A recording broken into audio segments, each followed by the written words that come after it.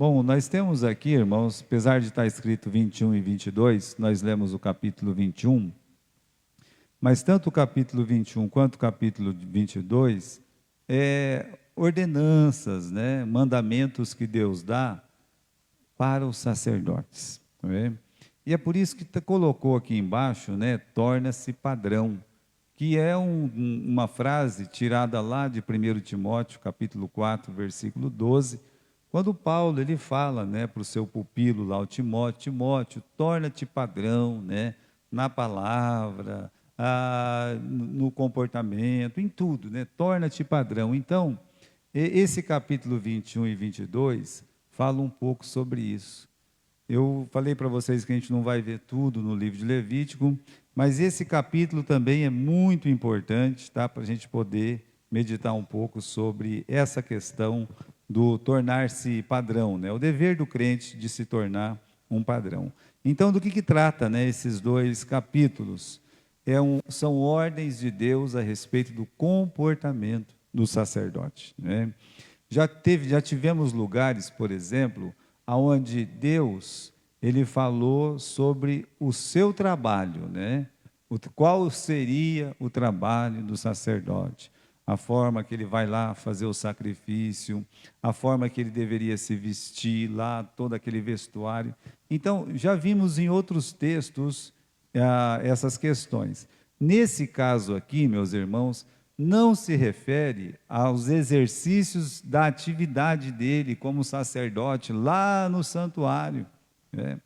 Então, uma coisa é Deus falar para o sacerdote o que ele tinha que fazer lá no altar de sacrifício, lá na pia de bronze, lá no candelabro, no altar de incenso. Uma coisa é isso, é o trabalho dele lá dentro. Outra coisa é ele lá fora. Então, o capítulo 21 e 22 trata dele lá fora, né? Não fala das atividades dele, mas no comportamento dele no meio do povo. Por isso que esse capítulo aqui é tão interessante, né? O 21 e 22, especialmente o 21. Então, Deus está querendo lembrar o quê? Que ele é padrão. Tem um versículo aqui, que é o versículo 4, gostaria que os irmãos vissem aqui comigo, né? Capítulo 21 e versículo 4, quando Deus ele faz essa ressalva aqui, ele sendo o principal entre o seu povo, não se contaminará, porque se profanaria. Então, o que Deus está dizendo? Ele sendo o principal, né? Ele é um modelo, né? Um modelo que certamente ou fatalmente, né? Fatalmente, porque ele se fizer alguma coisa errada, as pessoas vão copiar errado. Se ele fizer a coisa certa, que é o dever, então ele se torna o padrão de coisa certa. Mas começa falando de contato aqui, depois fala de alguns costumes, né? E de suas escolhas, ou seja, não é o que ele fazia dentro do tabernáculo, é o que ele fazia fora do tabernáculo. Quando ele estava sem aquela estola sacerdotal, né?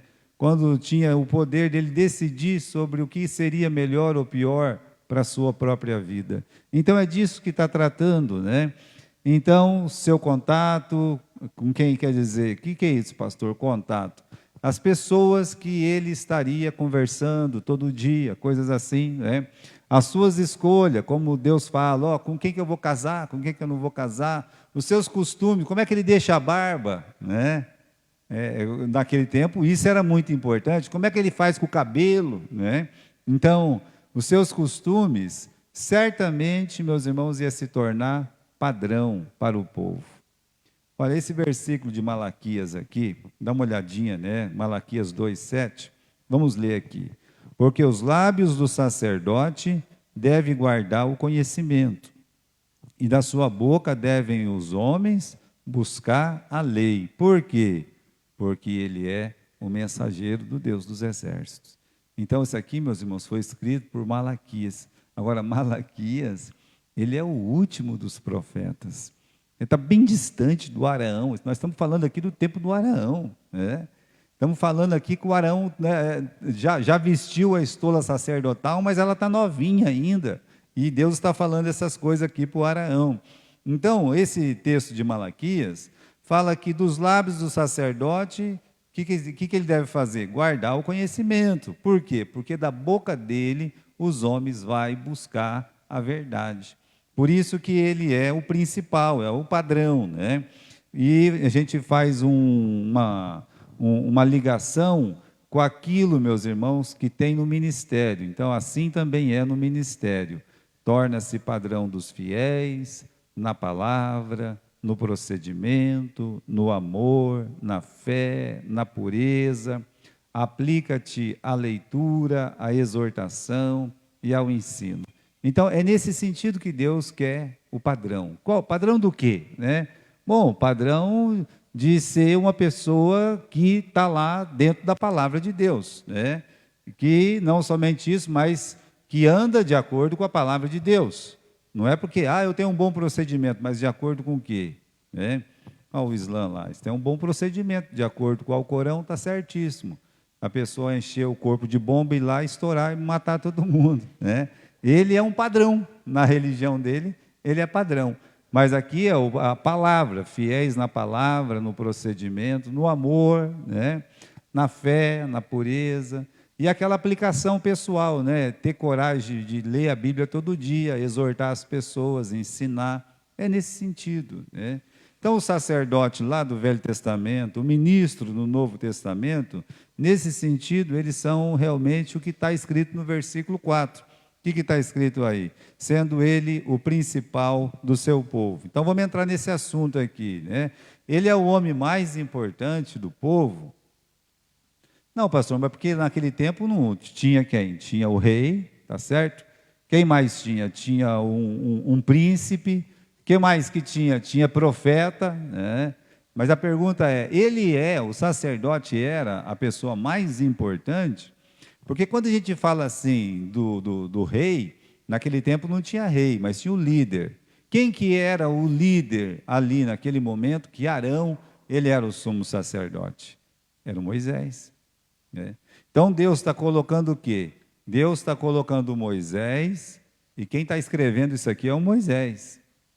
O Moisés poderia ter escrito assim, você é o segundo mais importante, o segundo principal.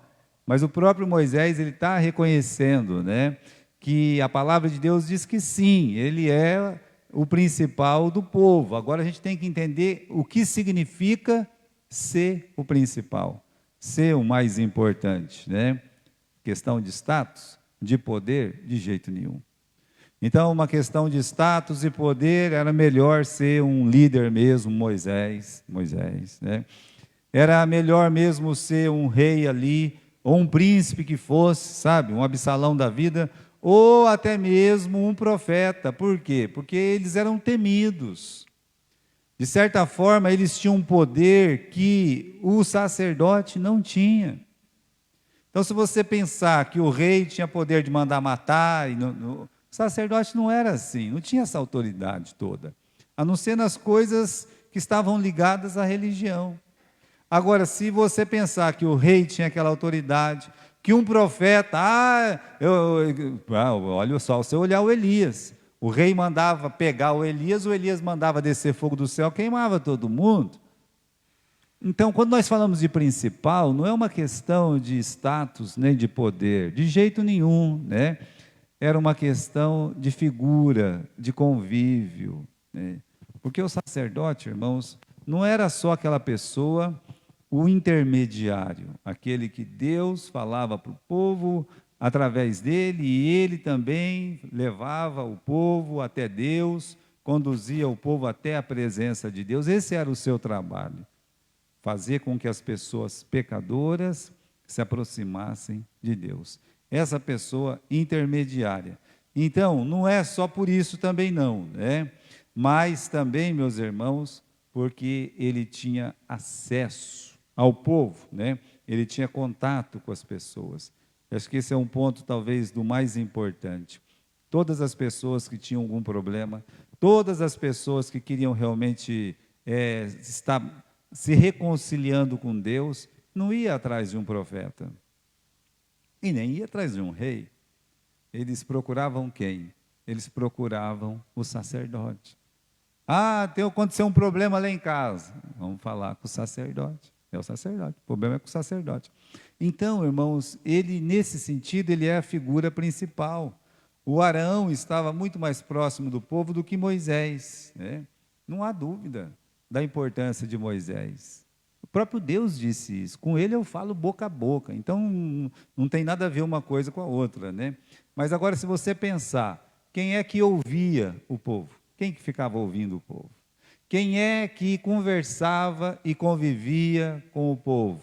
Quem é que conhecia realmente o povo? E sabia os defeitos e tinha que aprender a amar aquelas pessoas nos seus defeitos. Então, irmãos, o Arão, ele andava no meio do arraial. Ele conhecia as pessoas ali à sua volta e tudo mais. Ele atendia aquelas pessoas. Então a gente tem que entender, né, notar a importância desse papel sacerdotal aí, né? Veja aí, meus irmãos, algumas diferenças de Moisés com Arão, só para a gente não esquecer. Moisés, não vamos esquecer a importância dele, ninguém está falando que ele não é importante, né? A gente só está querendo explicar o versículo 4 aqui. Agora, vamos ver a diferença. O Moisés foi criado num palácio. Ele não conheceu a família dele, né, assim, na carne. Ele não conviveu com Arão, com a Miriam, não brincou de carrinho lá com as criancinhas israelitas, não viu lá os seus conterrâneos israelitas sofrendo lá no forno. Ele não, né, quando ele viu isso, já tinha 40 anos.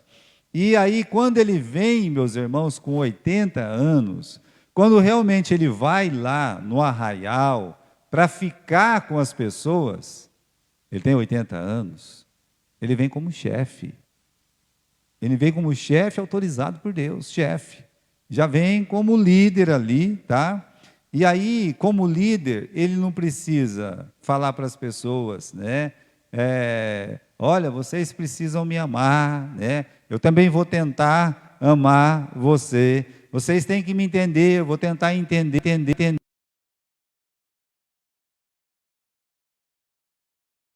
Milagres, daqui a pouco ele está com a tábua da lei na mão, é assim, né? Ele é um homem que ele não precisa nem ser amado e nem ser compreendido, o Moisés. Ele não precisa disso, ele só tem que ter a lei na mão e jogar lá e pronto, acabou, né? Não precisa de nada do que houve com Arão. Agora o Arão é diferente, por quê? Porque ele cresceu no meio daquelas pessoas. O Arão conhecia as pessoas pelo nome, pelos lugares. Olha, essa é da família tal, aquele da família tal também. Olha, esse aqui é meu primo. Olha o Coré, olha o Datã, olha o Abirão. Então, ele viu, meus irmãos, ele cresceu com Coré, Datã e Abirão. Moisés não. Sabia com quem ele estava falando. Então, irmãos, ele entendia a linguagem das pessoas. E aí as pessoas não ouviam Moisés, as pessoas costumavam ouvir Arão, é Arão que conversava com eles, né? Era Arão que sorria e que chorava com eles. E aí a gente fala que o ministro, nesse ponto, ele tem um papel semelhante, né? Quem não, aqui está faltando uma palavra, mas se uma pessoa, ele não gosta de gente, se ele não gosta de ficar no meio de outras pessoas, se ele não gosta de conversar, se ele não gosta de andar ali no meio de gente, sabe, carne, outro, essa pessoa não pode ser um ministro. Não tem jeito dele ser um ministro. A pessoa fala assim, eu sou pastor, mas eu não posso descer nesse nível. Que nível? E tem isso aí, é uma casta superior que não pode andar no meio das pessoas. Nunca vai ser um ministro. Diante de Deus, não, né? Não tem jeito. O ministro precisa amar, compreender, né? E saber que essas pessoas, como ele, são pessoas fracas, são pessoas pecadoras, né? O Arão era o porta-voz no arraial, ele é o porta-voz de Deus aqui, né? Seja na igreja, onde for, e tem que ter aquela disposição de atender a quem quer que for, né? Qualquer pessoa, né? Qualquer pessoa tinha que atender, né? Então, vamos notar umas outras coisas agora. Por exemplo, né? Pode pular aí. Está travado? Não, né? Vamos notar. Moisés, ele estava nessa esfera elevada, tá? Ora em cima do monte, ora com o rosto reluzente, né? Não desceu dessa esfera a ponto do rosto brilhar, e as pessoas realmente tinham muito medo dele. As pessoas tinham, né, respeitavam muito Moisés. Imagine um homem que desce do monte e o rosto dele está brilhante como se fosse um anjo de luz. É para colocar um medo mesmo, né? O Arão não, meus irmãos, né? Tá lá, sabe? É aquela pessoa mais simples, mas olha a mão do Arão, né? A mão do Arão seria usada por Deus para ungir um rei. Olha que interessante, né? O rei lá foi ungido por quem? Um sacerdote, né? O primeiro rei foi ungido por um sacerdote, os demais também. Então, o sacerdote ungia o rei. E aí, quem mais, né? Ah, aquela mão que ungiu o sacerdote, vamos dizer que ele está naquele dia ungindo o sacerdote, lá daqui a pouco chega uma notícia, ó, tem um sujeito te esperando aí na porta do arraial. Ah, é? Quem que é? Chega lá, é um leproso. Ele fala assim, o leproso, a Bíblia mandou eu vir me mostrar para você, né? E aí ele tem que pegar com as suas mãos e analisar aquela lepra. Então, irmãos, ele está completamente ligado de cima até embaixo, do mais importante dos homens até o mais insignificante dos homens. Ele, meus irmãos, ele está ligado a essas pessoas, não tem jeito. Ele podia chegar e falar assim, olha, hoje vai tocar aí a trombeta, começa a festa, né? Mas também é com a palavra dele que dizia, ó, segundo a palavra de Deus, né? Segundo a palavra de Deus, né? Essa pessoa, ela precisa ser apedrejada. Olha que, né? Não são situações completamente diferentes? Então, mesmo, cabia a ele, aos sacerdotes, tomar essas decisões, cumprir esse papel, né? E não é fácil ser padrão quando você pisa no mesmo chão que os pecadores. Como é que você vai ser padrão? Pisando com eles, andando com eles, não é fácil, não é impossível. Estou dizendo que não é fácil, né? Então, irmãos, vem a pergunta aqui. Vamos para o capítulo 21. Em que seriam separados? Deus colocou algumas coisas aqui. Primeiro, evitar contatos impuros. Só para você olhar aqui, no versículo 1 e 2 do capítulo 21, Deus fala para Moisés, e Moisés fala, né? Olha, fala aos sacerdotes filhos de Araão e dize-lhes, o sacerdote não se contaminará por causa de um morto entre o seu povo. Então ele não podia tocar numa pessoa morta, né? A morte é a consequência do pecado, então é como um símbolo aqui, ele não podia tocar. Ah, mas se for o meu pai, se for a minha mãe, se for um filho, se for um parente muito chegado, né, como uma irmã pura, aí Deus está falando, bom, nesses casos, então está tudo bem. Você pode ir, você pode tocar. Em outras situações, não pode não. É engraçado aqui, tanto no versículo 1 até o versículo 3, e depois se repete, é que não menciona a esposa. Você vai perceber isso. Você vai perceber tanto no versículo 2 e 3 que não fala, né? Ué, mas e se morrer a esposa dele, né? Por quê, meus irmãos? Porque vai tocar na morta, não vai tocar? Porque não tem necessidade de falar. Porque quando uma pessoa casa com a outra, diante da Bíblia, eles se tornam o quê? Uma só carne. Então não tem necessidade de falar, ó, não. Ele não tocar no corpo da sua esposa é a mesma coisa que não tocar no seu próprio corpo, porque os dois são uma só carne, né? Então, evitar esses contatos impuros, tá? Evitar práticas, né? Alguns costumes impuros também. Aqui no versículo 5, Deus fala, olha, não vai fazer calva na sua cabeça, não vai rapar a extremidade da barba. Os povos de Canaã, eles faziam isso. É só você ver, por exemplo, as figuras dos cananeus, né? Aquelas figuras que ainda tem. Você vê as figuras egípcias, lembra dos egípcios? Os egípcios, eles gostavam muito de rapar a cabeça, né? E aí deixava lá umas coisinhas esquisitas na barba, todo, né? Então, Deus está dizendo, olha, evita esses modismos, essas coisas esquisitas aí, tá? Então, fazer calva ou cortar a extremidade da barba é para evitar esses modismos da época, né? Pois o que um sacerdote fazia podia ser copiado por todo mundo. Essa é a razão, né? Existem outros princípios espirituais, mas imagine que o que uma pessoa importante começa a fazer, as outras começam a fazer também. Ah, você vai na escola, né? Daqui a pouco tem aquela criancinha que tem 4, 5 anos, 7, 8 anos, está tudo com a cabeça branca, branca, tudo, né? É, tudo ali, né? Tudo pintadinho da mesma cor. Aí, como a gente não segue muitas coisas, da onde está vindo isso aí?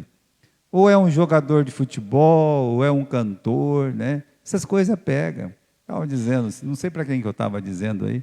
Estava vendo uma foto minha antiga, né? Tá, da década de 80. Aí eu olhei assim, né? Aquela franja, aquele cabelo comprido atrás. Era a moda do Chitãozinho e de Chororó, né?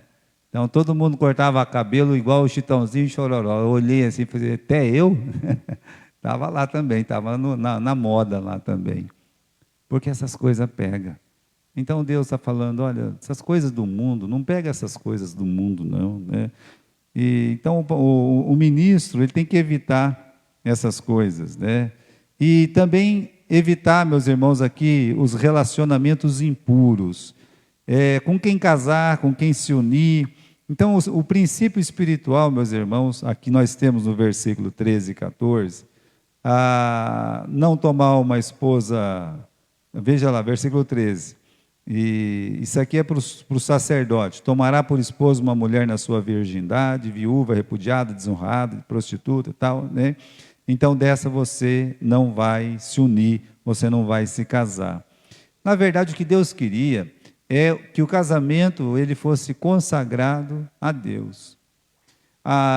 Então, nós temos um exemplo disso no Novo Testamento. Quem era o pai e quem era a mãe do João Batista? Quem foi escolhido? Foi um casal, meus irmãos, um casal, os dois eram filhos de Araão. Vê que ele é descendente de Araão, mas a Bíblia faz certeza de dizer que a Isabel, ela também é descendente de Araão. Então escolheu, Deus trouxe ali, né, a luz para nós, para mostrar, né, que essas são duas vidas que se separaram. Que você chega e fala assim, eu me separei aqui para o ministério. E aí você tem a filha de Araão. Aí eu também me separei para casar com um filho de Araão. Então você, nas histórias dos missionários, você vê muito isso, né? O pastor João, quando for casar com a dona Alta, ele queria ser missionário aqui no Brasil. Ela queria ser na África, né? Então, chegou numa conclusão, casaram, os dois queriam ser missionário, vai para a África? Não, né? Aí, então, eles vieram para o Brasil. Mas o propósito era o mesmo, no sentido de ser um missionário. Bom, continuando aí, né? Separados aqui em contatos, né? Em práticas, também em relacionamentos. E aí tem um outro versículo aqui, o versículo 10. Queria que vocês dessem uma olhadinha no capítulo 21, versículo 10. E o sumo sacerdote entre os seus irmãos, sobre a sua cabeça foi derramado o azeite da unção, e que for consagrado para vestir as vestes, não descobrirá a sua cabeça, nem rasgará a sua veste. Tem tradução, que nem a minha lá em casa, que fala assim, não desgrenhará os cabelos, nem rasgará as suas vestes, né? Que a pessoa fica mexer o cabelo, deixar o cabelo parecendo, né, um urso assustado, e também rasgar as vestes, que era um costume muito comum, tá? Um costume comum das pessoas. Vamos explicar esse costume. Por que as pessoas desmanchavam o cabelo e rasgavam as vestes? Elas queriam mostrar em atos, em ações, os seus sentimentos. Queria, né, Eu estou muito triste, tá? Aí a pessoa triste ia lá, vestia um trapo bem velho, não penteava o cabelo, para piorar, ainda mexia mais ainda o cabelo, né?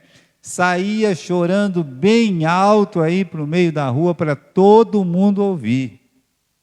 Ela queria mostrar para todas as pessoas que ela estava triste. Morreu alguém, a pessoa fazia isso. Uma notícia muito ruim chegou. Pronto, já rasgava as vestes, já desarrumava o cabelo, já saía gritando para a rua, né? Eu estou indignado com uma situação, já mexo o cabelo, já rasgo as vestes, né? E saio gritando para a rua. Mas também uma pessoa arrependida. Naquele tempo acontecia isso, a pessoa estava arrependida de um mal que fez, então rasgava as vestes, arrumava o cabelo e saía resmungando para a rua aí, né? Ô pecador que eu sou, pecador que eu sou.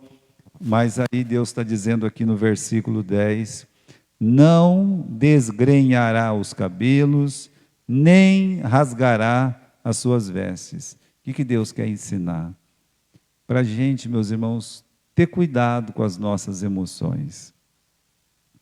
Aqui no versículo 10 fala que ele foi ungido com óleo, que ele veste as roupas sacerdotais, né? E isso era muito importante.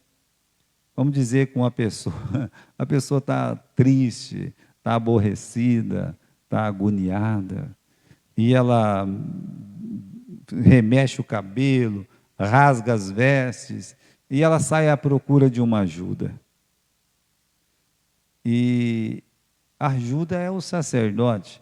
Aí ela chega lá na casa do sacerdote, chorando, todo maltrapilho. Aí o sacerdote está pior do que ela, né? Está com o cabelo todo desarrumado, com a roupa toda rasgada, e ela chorando, e ele chorando também. Ei, aí não tem jeito, quem que vai ajudar quem, né? Então, por isso, o sacerdote ele tinha que aprender a controlar as suas emoções. Deus já tinha ensinado isso para o Arão, né? Porque quando os dois filhos dele, o Nadab e Abiú, foi oferecer aquele fogo estranho, o que aconteceu? Eles morreram queimados pelo próprio Deus. E aí Deus olhou, né, Moisés falou com Deus, com o Arão, disse, olha, né, não é para você sair chorando, fazer pampeiro, faça o seu trabalho certinho aí, né? Ali você já tem esse indício que somos, meus irmãos, chamados para dominar os nossos sentimentos, as nossas emoções, tá? Então, essa roupa do sacerdote, essa unção, representava uma esperança para toda tristeza, para todo pecado, né? Seria uma pessoa, estou triste, ou eu estou arrependido, então procure o sacerdote. E se ele estiver triste, arrependido? Bom, procure ele, né? Porque ele teria que controlar os seus sentimentos e as suas emoções. E isso serve para nós também, né? Imagine, acontece alguma coisa na nossa vida, uma tristeza, uma tragédia, e aí você se descontrola totalmente, né? A pessoa se descontrola, fica a berros, gritos e né? Mas eu sou assim. Bem, podia ser que um sacerdote falasse assim, eu sou assim também. Tá bom, né? Mas vai adiantar do quê? A gente sair berrando, sem roupa, tudo. Também não quero mais nada, não vou mais tomar banho. Bom, né? A pessoa que é ímpia, a pessoa que é incrédula, vai pensar assim, acho que ele não tem Cristo, né? Porque ele fala que Jesus é a solução, e aí que solução ele está buscando em Jesus? Da importância de você controlar os seus sentimentos e as suas emoções. Agora, tem as faltas e os excessos, né? O sacerdote tinha que entrar no santuário para fazer o serviço dele, só que uns não podiam entrar, né? Não podiam entrar. Aqui, meus irmãos, no versículo 17, vamos ler o versículo 17. Falarão ninguém da tua descendência, nas suas gerações. Se houver um defeito, não é para se chegar para oferecer o pão de Deus, né? Parece muito radical aqui, né? Porque se a pessoa tivesse uma mão com defeito, um pé com defeito, um olho com defeito, uma orelha maior que a outra, né? É isso, pastor? É desse jeito. Se você tivesse um olho maior que o outro, né? Se não tivesse pelo numa sobrancelha, não tivesse da outra, né? Se eu com essa verruga, porque está escrito sarna aqui, o original traz sarna, né? Eu com 14, 15 anos, o que eu mais tinha na minha cara era sarna, um monte de sardinha, né? E a Bíblia está dizendo, olha, se tiver alguma imperfeição, não pode entrar lá, né? Não é para entrar. Agora, o motivo, meus irmãos, é muito simples, tá? Eles representavam Jesus, é a figura de Cristo, é o homem perfeito, sem mancha, sem falta alguma. É nesse sentido, né? Não é um desprezo à pessoa, mas o quê? Mas o padrão da figura. É como o próprio animal que se levava para ser sacrificado. Por que não pode ser esse aqui que está sem uma orelhinha? Por que não pode ser esse aqui que tem uma perna maior que a outra? Bem, não pode. Mas tadinho dele, não pode. Por quê? Porque ele representa Jesus. E Jesus era perfeito. É nesse sentido. Não é o sentido de a pessoa, mas a figura que ele representa. Veja, meus irmãos, você pode olhar aqui, né? Os defeitos vai desde a ausência de um membro do corpo, quanto de uma simples sarna no rosto. Uma simples sarna. Agora, o impedimento era só para atividade. Você vai olhar aqui, né, no versículo 21, né, diz assim: nenhum homem da descendência de Araão ou sacerdote, em que houver alguma deformidade, se chegará para oferecer ofertas queimadas ao Senhor, defeito nele há. Não se chegará para oferecer o pão do seu Deus. Ele comerá do pão do seu Deus, tanto do Santíssimo como do Santo. Bem, era um impedimento da atividade, não da comunhão. Olha só, né? Ele podia comer tanto do pão quanto do santo pão. Como ele está dizendo aqui, lá no versículo 22. Tanto do pão do seu Deus, quanto os pão santíssimo. O que isso mostra para nós, meus irmãos? Que aquele defeito impedia ele de ser uma figura perfeita de Jesus, né? Como figura, mas não impedia ele de receber as bênçãos de Deus, de poder comer daquele pão santíssimo. Pois é, o pão era dele também, né? Mostrando, meus irmãos, esse acesso que cada pessoa tem a esse pão da vida. Quando Jesus fala, eu sou o pão da vida, então é só para os perfeitos? Não, é que não existe ninguém perfeito. Então esse imperfeito estende a mão e Jesus diz, então, você quer esse pão? Coma desse pão, né? A gente faz uma última pergunta aqui, precisava de tudo isso, né? A resposta é sim, por causa do desejo de Deus. Então vamos dar uma olhadinha aí no versículo 6 a 9. Santos serão a seu Deus, não profanarão o nome do seu Deus, porque oferece as ofertas queimadas do Senhor e o pão do seu Deus, porque serão santos. Versículo 7, lá no finalzinho. Santo é a seu Deus. Versículo 8, porque o santificarás, porquanto oferece o pão do teu Deus. Santo será para ti, pois eu, o Senhor, que vos santifica, eu sou santo. Então, esse é o desejo de Deus. Deus queria que eles fossem santos, né? Agora, meus irmãos, essa ordem aqui é para todo crente, né? Não tem a ver com o sacerdote. Isso tem a ver com o crente, com o cristão. Sede santos, porque eu sou santo. Qual o sacrifício que nós, como sacerdotes, oferecemos a Deus? O louvor, a obediência, né?